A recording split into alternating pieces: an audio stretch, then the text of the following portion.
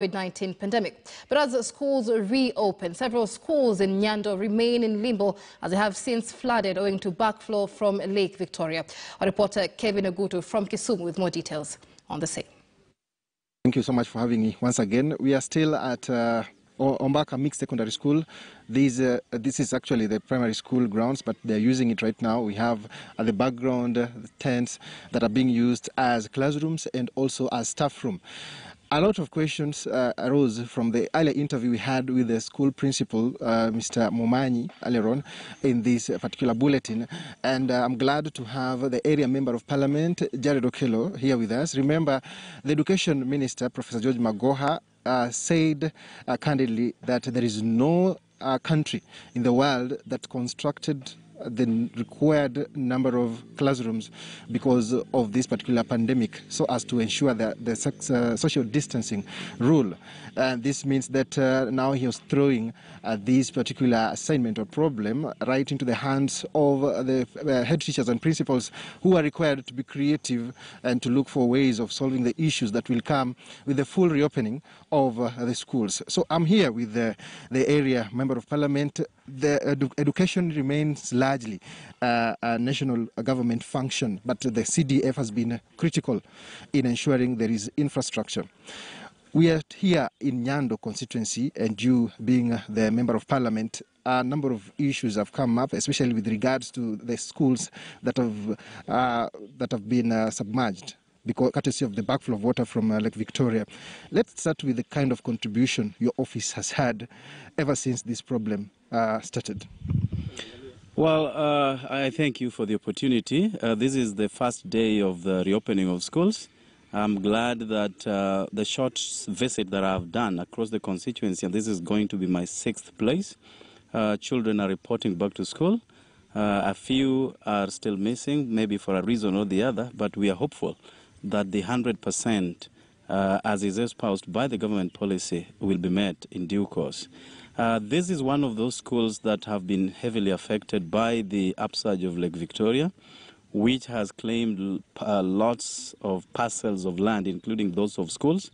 And this secondary school, which was hitherto in a different location, had to move back to the original place, which is the primary section, so that learning can occur.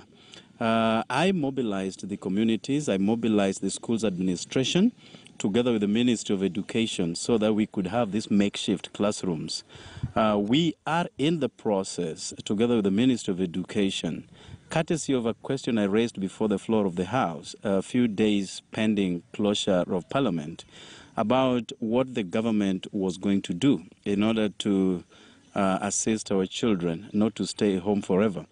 And the government that we have had very cordial relations with since then has expended some monies through Treasury that will be hitting the accounts very soon. We are going to come up with permanent structures for this secondary school. So apart from moving it away from where it was originally, because we do not know exactly when this lake will recede, we will be building permanent structures in a new location, which is just a stone throw away from here. That will also address issues of perennial flooding, because where we are today is one of those areas we consider higher grounds. So we will be doing that, and not just this school. 6 of our schools are still marooned in water. If you allow me, I would mention Oseth Primary School, Nyamrundu Primary School in Kabonyo, Kanyagwal, Ogenya Primary School, then we have Kandaria Primary School and Kandaria Secondary School. So all these have been affected heavily.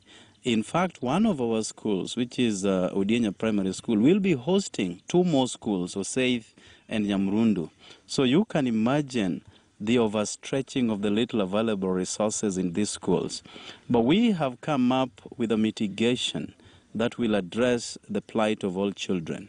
We are putting a lot of emphasis that no kid should be disenfranchised by staying at home when everybody is in school. So just as Professor Magoha did allude, we must be quite innovative in our approaches. We must, and he ably said that there is no school in the world that has requisite materials and infrastructure to combat COVID-19. So with that in mind, we are going to pinch ourselves the much we can. We shall jump the higher we can, and ultimately address all these issues that we have within us. It will not take a week, it will not take 2 weeks, it won't take a month, but ultimately we shall succeed. We have put in place very workable measures together with our community and other stakeholders. You can see UNICEF has donated a tent that is also acting as a staff room. And many other stakeholders who have come on board, mobilized through my office.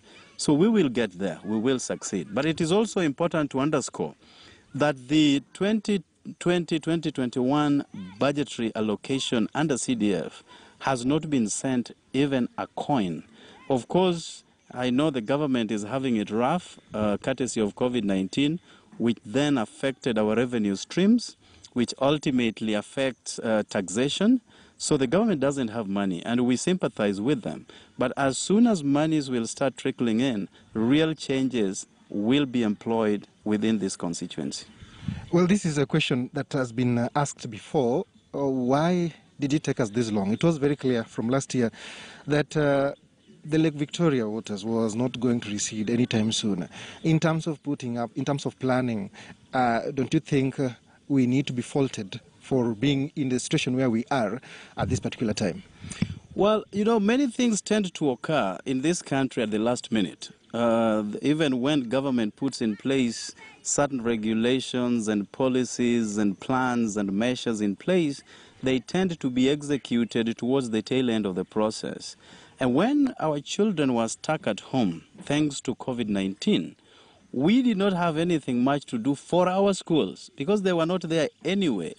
Now, because it is said, the need becomes the mother of innovation. Necessity is the mother of innovation. Now that the kids are here, we are moving left and right to now curb any kind of misnomer that may be in the offing.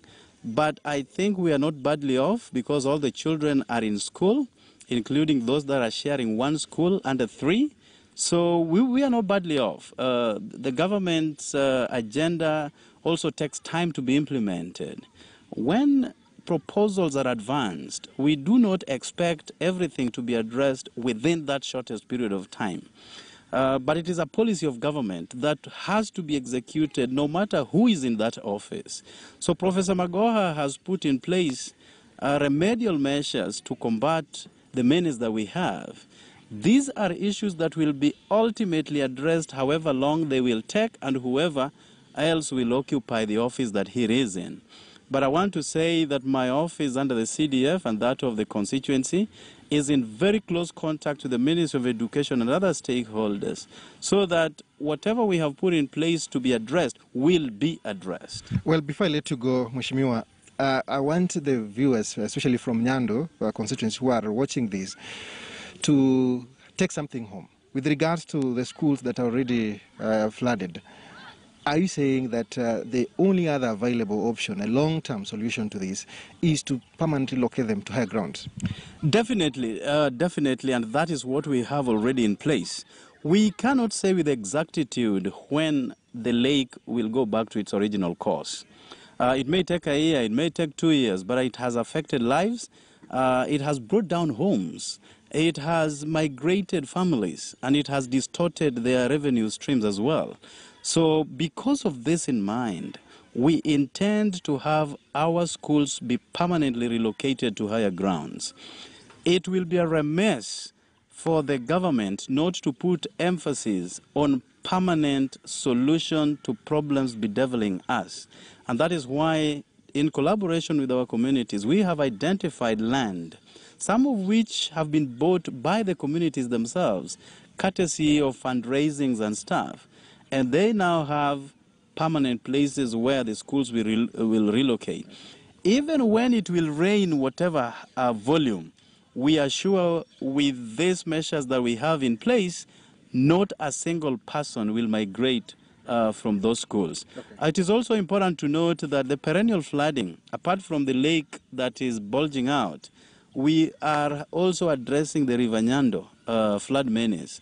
At the moment, a 4-kilometer stretch of dike is being erected, And there is a water master that is going to unblock one section that has created all the problems that we have had since time immemorial. Because of time, Mheshimiwa, I think we'll have to stop it right there, but thank you so much for your time. You've been very elaborate enough. I mean, putting together what has been done and also the long-term solution to this. It is clear that nobody really knows exactly when Lake Victoria will recede and let life go on as usual in the affected schools and also the hundreds of acres of land, farmlands that have been affected with this backflow of water from Lake Victoria. That is where we'll have to end it. Brenda, you've had it from the horse's mouth, and let's hope that the various stakeholders... Many thanks. That is Kevin Ogutu live for us from Kisumu. Now let's move on to matters politics, where the IEBC is today expected to gazette candidates for the Nairobi gubernatorial